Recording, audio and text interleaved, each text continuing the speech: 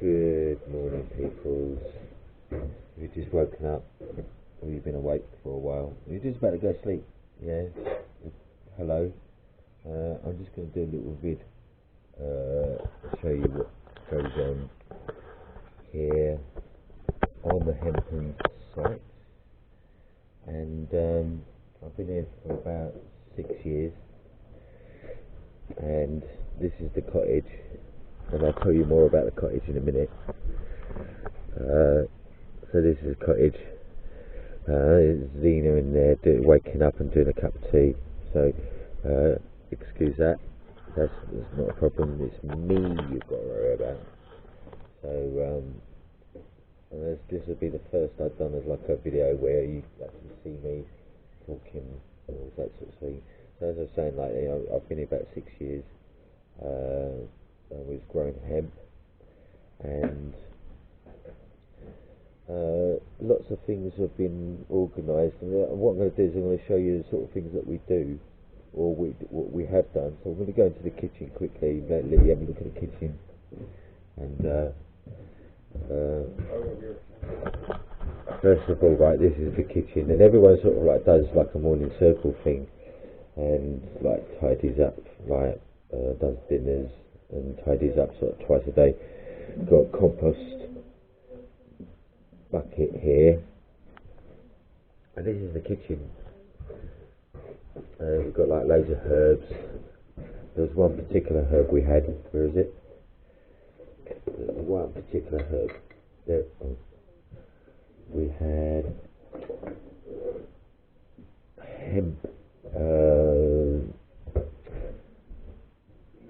Salt, but this is all the spices up here.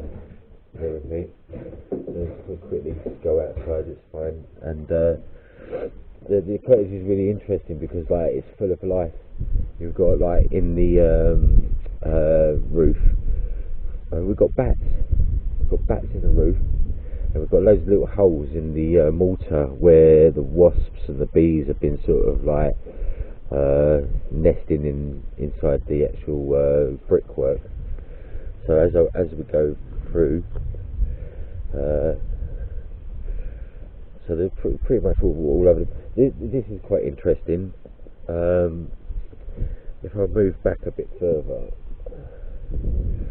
right, we've got two types of cottage. One that's got flint and one that's got like just purely bricks. And like, if anyone out there knows a lot about architecture and history of architecture, one part of the house is like sort of built up with like flint, and the other one's just like purely brick house.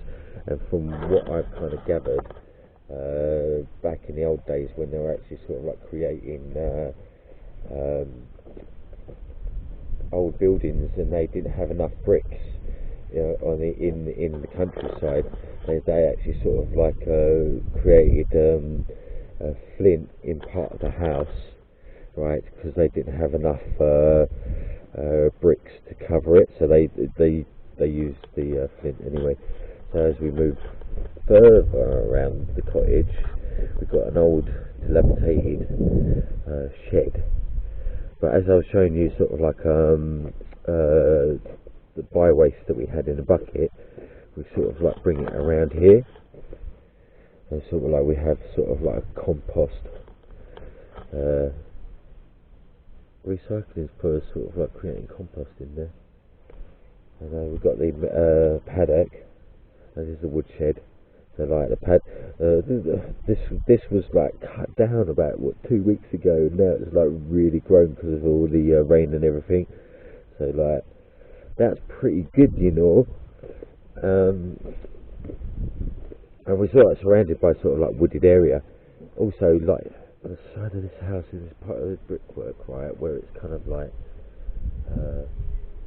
got a little crack in the middle. There's like blue tits, I believe, that are actually nesting in there. And then we've got the chimney, right, which is actually sort of like got ravens going into there.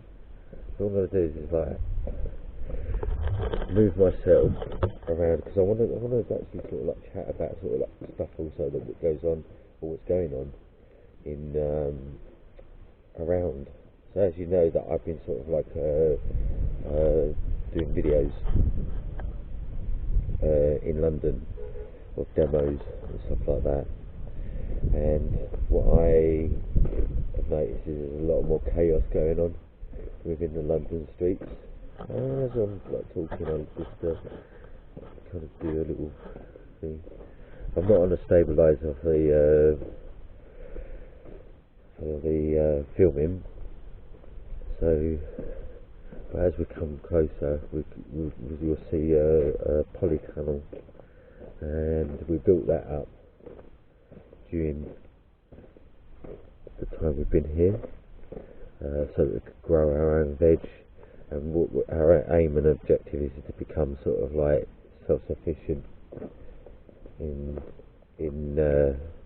growing.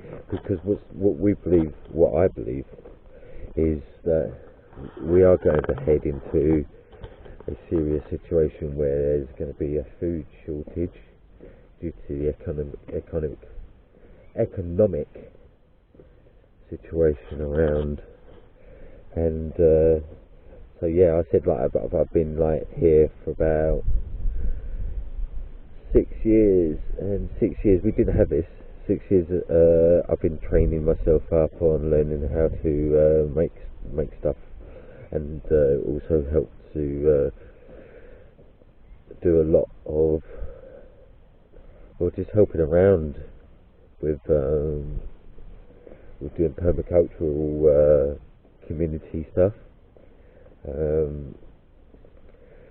So we come around here at the side, and we've got like loads of cabbage. We've got lots of stuff being grown, and this is like been built up sort of like through the time, through the ages. And as you can see over there, we've built ourselves a compost shower, and I'll show you quickly how that works. We've got loads of well, as you can see, all the compost from basically built up from what we've been sort of like collecting and stuff like that, and then there's a pipe that's been sort of like turned in a circle, and it heats up inside, and then as it heats up, it kind of gives you hot water even in the winter, believe it or not. So this is pretty much, and then when you're having a shower, you've got like a shower in the actual forest, which is quite nice. So we're not actually sort of like burning any electricity there.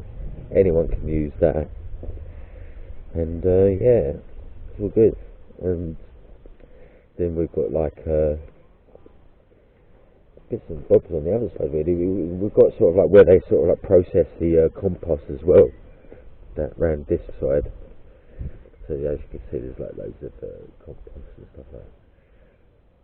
And this is what we've been doing. We're kind of like we started off as a hemp growing, and we had to chop a lot of our hemp down because of like legislation and stuff like that, which is kind of like before COVID and the lockdowns started. So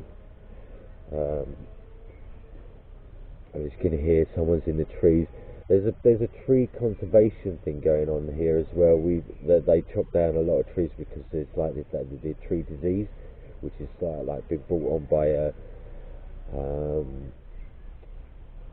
squirrels and stuff like that. And so the dead trees, they chopped the dead trees down and planted new ones. So as you can hear in the background, that's like what's going on. A lot of can't get in that side for some reason. A bit sort of like, oh, there you go. We could get in there. And this is the Polytunnel, and this is where I've got a little musical thing. Chairs outside. Lots of plants growing here.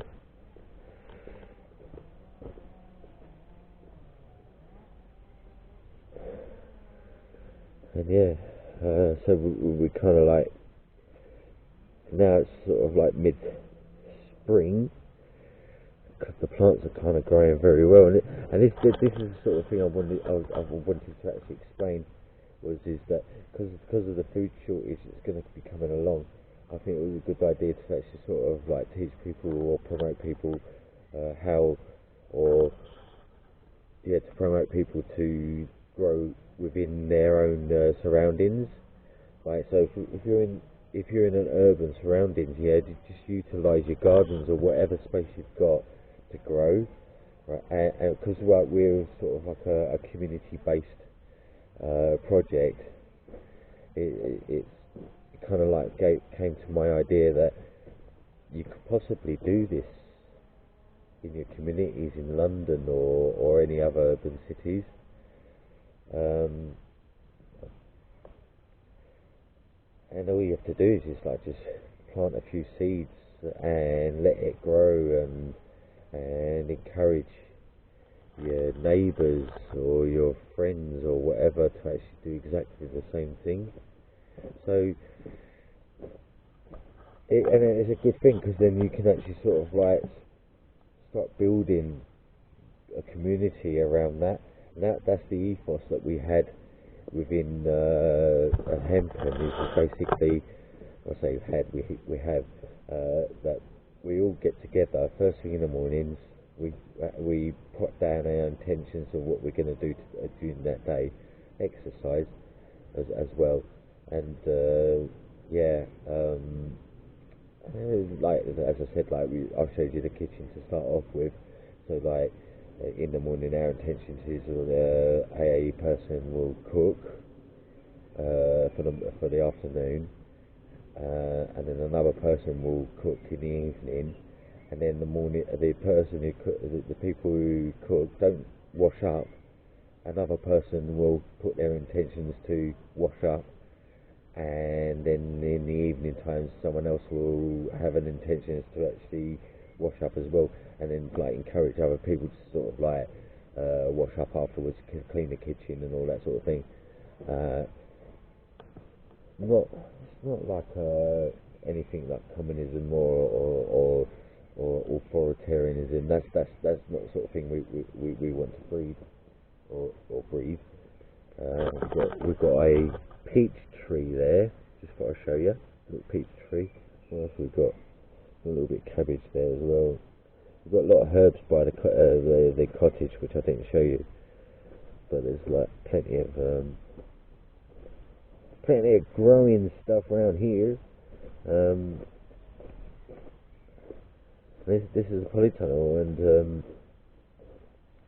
I was going to show you the compost toilets, but it's not exactly the nicest place to go. So I avoided that one, and people might be on the toilet at the time as well. So that's the size of it. We've got sort of like a little water thing going on here, where the water should be going a little bit greeny, because it's sort of like full of like nutrients for the soil and everything else. So like we've got a little system around the back of the barn here, which sort of like breeds a pipe all along around here, which is like kind of like the algae stuff is really good for the soil. One thing I can't miss is the little chickies, the little chickens.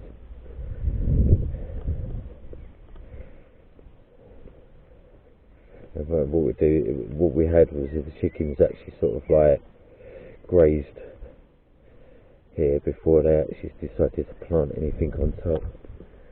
So this is the coop where the chickens are. They've not been let out. I don't know. Oh, there's one. That's Elvis. That's Elvis. And Houdini must be inside somewhere. Not Houdini. Houdini's given the name because she always keeps on escaping. But she's not come out today, a bit shy maybe. So yeah, this is what we do, and this is what I've been doing sort of like for about 6 years. I came out of London to get involved in something really like this, and yeah, I thought I'd just give you a brief view on that. I might actually do some more of these little videos in and around. I don't know what these are. Oh, interesting. New.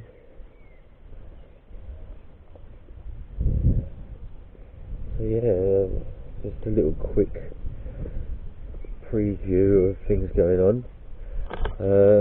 Possibly might do some videos on like a little bit of politics and stuff like that. And I hope you've enjoyed the little tour. And I'll see you again soon.